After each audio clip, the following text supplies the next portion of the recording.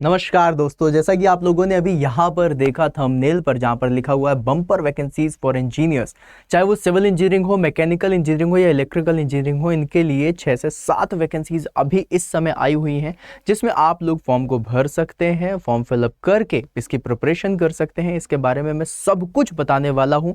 सारी वैकेंसीज को एक ही सेशन में आज मैं कवर करने वाला हूँ, तो सेशन को एंड तक जरूर देखें और अपनी सारी चीज़ों को यहाँ पर देखें कि कौन से एग्जाम के लिए आप लोग प्रिपेयर कर सकते हैं, क्या सारे एग्जाम्स के लिए प्रिपेयर करके आप लोग सभी की बढ़िया एक कंबाइंड स्टडी कर सकते हैं कि नहीं, और तैयारी कैसे करनी है उसके बारे में भी आज मैं आप सभी लोगों को बताने वाला हूं।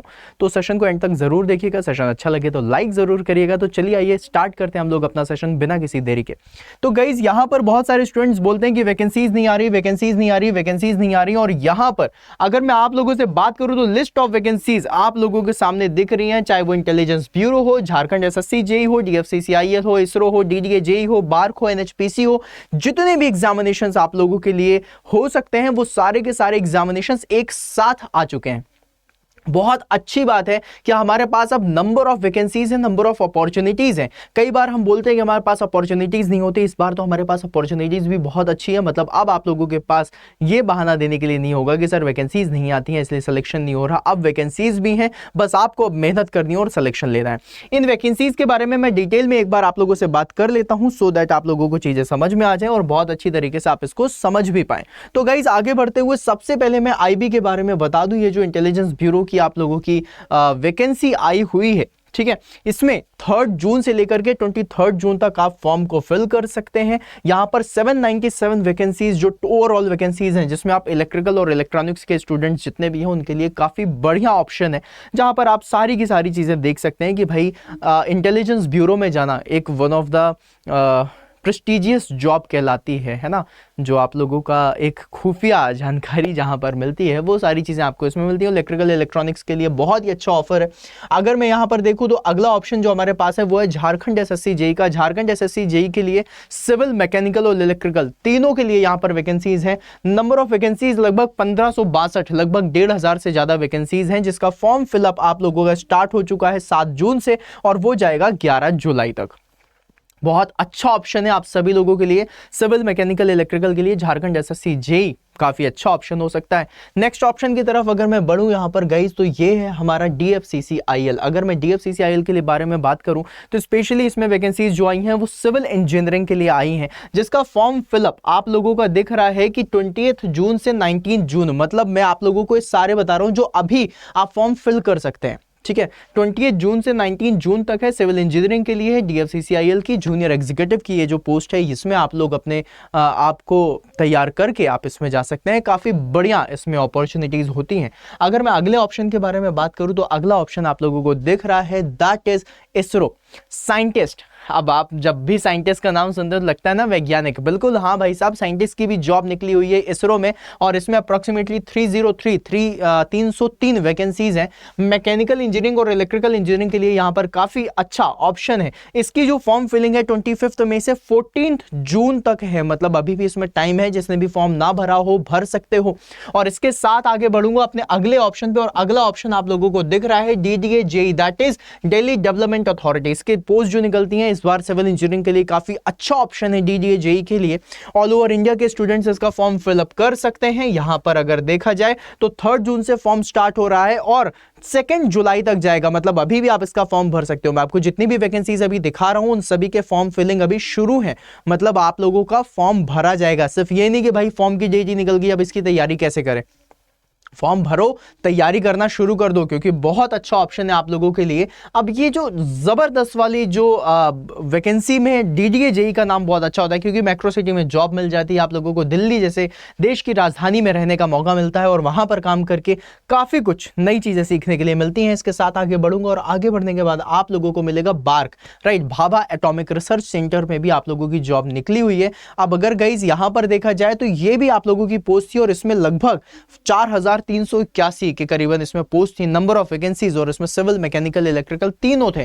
फिर अलॉन्ग विद दैट आप लोगों के लिए एक और ऑप्शन था, that is NHPC JE. NHPC JE में भी सिविल, मैकेनिकल, इलेक्ट्रिकल की पोस्ट है अप्रॉक्सीमेटली 388, और इसमें भी आप लोगों को काफी अच्छी जॉब मिलती है। इसका एक सेशन मैंने और भी किया हुआ है, दैट इज जॉब प्रोफाइल को लेकर के, कि एनएचपीसी में किस तरीके की जॉब मिलती है, कितनी सैलरी होती है उसमें, ये सारी चीजें आप लोगों को उसमें मिल जाएंगी। इसका भी फॉर्म फिलिंग के बारे में बताऊं तो यहां पर आप लोगों को दिख रहा है कि 9 जून से लेकर के 30 जून तक आप लोग यहां पर फॉर्म को फिल कर सकते हैं और इसकी तैयारी कर सकते हैं। काफी बढ़िया पोस्ट होती है और काफी बढ़िया लोकेशंस भी आप लोगों को मिल सकती हैं।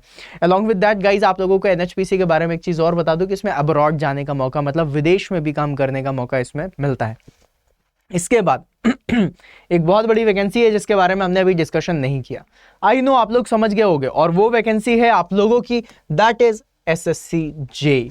एसएससी जेई का नोटिफिकेशन आ चुका है। इंडिया का one of the biggest examination होता है एसएससी जेई, जिसमें आप लोग देख सकते हैं सिविल, मैकेनिकल, इलेक्ट्रिकल ये सारे डिपार्टमेंट के स्टूडेंट्स इसमें फॉर्म भर सकते हैं। प्री मेंस होता है, 26 जुलाई से नोटिफिकेशन की डेट दी हुई है। अक्टूबर में एग्जाम होने वाला है। लगभग 4 महीने का आप लोगों के पास टाइम है, जिसकी तैयारी बहुत बढ़िया तरीके से आप लोग कर सकते हैं, और तगड़े तरीके से तैयारी करने के बाद आप सिलेक्शन ले सकते हैं।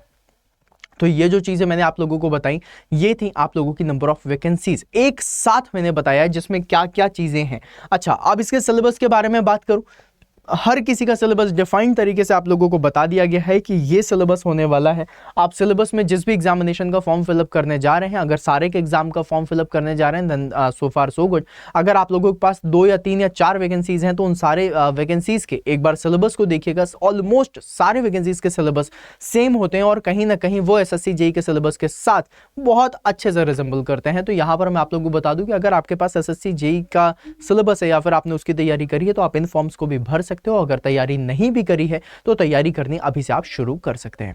यहां पर गाइस आगे बढ़ते हुए आप लोगों को एक चीज और बताना चाहूंगा कि अगर आप लोग कभी भी किसी भी एग्जाम की तैयारी करते हो तो तैयारी करने के लिए आप लोगों के पास कुछ ना कुछ एक स्ट्रैटेजी होनी चाहिए, कोई ना कोई एक बहुत ही बढ़िया सी स्ट्रैटेजी होनी चाहिए जहां पर आप लोगों को पता हो कि किस तरीके से मुझे तैयारी करनी है और किस तरीके से मैं तैयारी करके यहां पर बेस्ट रिजल्ट्स दे सकता हूं। तो देखो गाइस, इसी के लिए मैंने एक तरीका बताया है, दैट इज द 5 स्टेप तैयारी करने का तरीका। और इसमें सबसे पहले होता है एम। एम में आप लोगों को देखना है आप लोगों के एग्जाम्स, जो भी आप लोगों के एग्जाम्स हैं उनके बारे में आप लोगों को सबसे पहले पता होना चाहिए। अगर मैं आप लोगों से बात करूं तो यहां पर होते हैं आप लोगों के एग्जाम्स। एग्जाम्स की लिस्ट मैंने दी है जिसके आप लोग फॉर्म को भर सकते हैं और भरने के बाद आप उसकी तैयारी कर सकते हैं। अब एग्जाम्स में आप लोगों ने सेलेक्ट कर लिया कि भाई कौन कौन से एग्जाम्स हैं, राइट।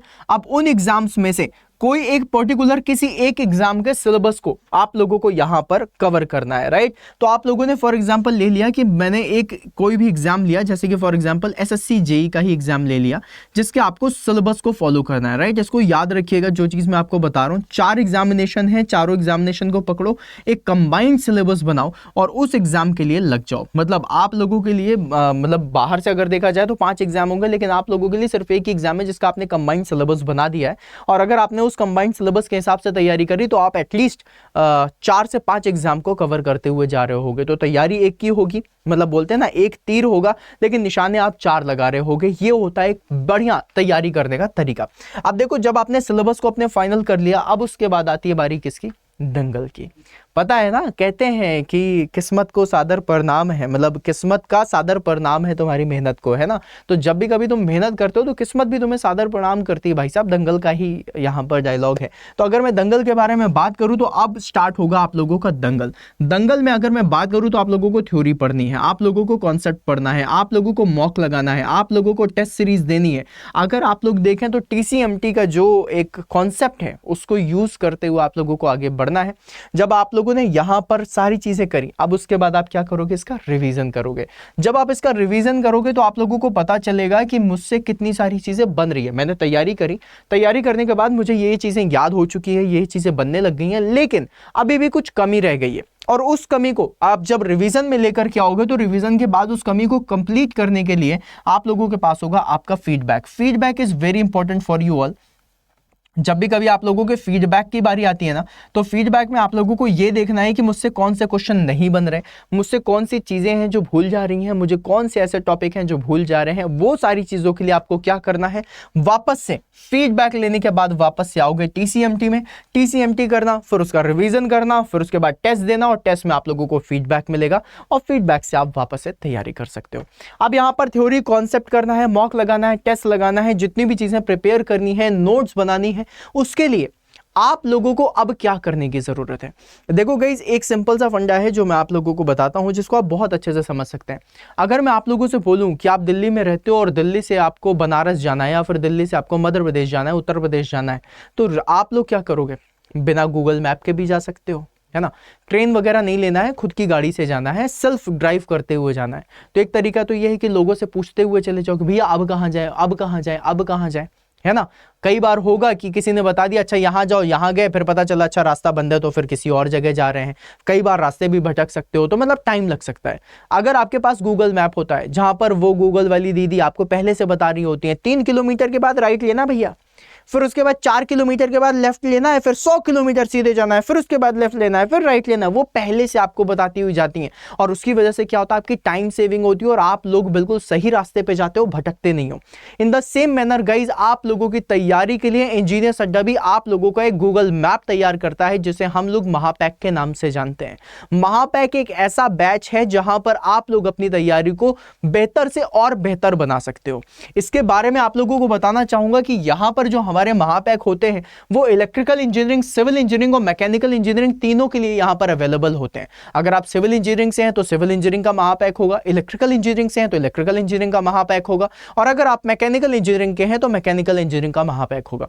इस महापैक में आप लोगों को लाइव क्लासेस भी मिल जाती हैं, वीडियो क्लासेस भी मिल जाती हैं, टेस्ट सीरीज भी मिल जाती है, ई बुक भी मिल जाती है, मतलब the complete solution for your success, the complete solution for your preparation, and it will give you results. क्योंकि ये बहुत ही कॉन्फाइंड मैनर में बनाया जाता है, जहां पर आपके फैकल्टीज आपके साथ मेहनत करते हैं, डेली की आपको क्लासेस देते हैं। जो चीजें आपने पहले पढ़ी हुई हैं फिर शायद बाद में भूल जा रहे हो, या फिर जिन चीजों में आपको कठिनाइयां हो रही हैं, कॉन्सेप्चुअल क्लैरिटी नहीं है, वो सारी चीजें आप अपनी कंप्लीट कर सकते हैं, सही कर सकते हैं, बेहतर कर सकते हैं महापैक की मदद से।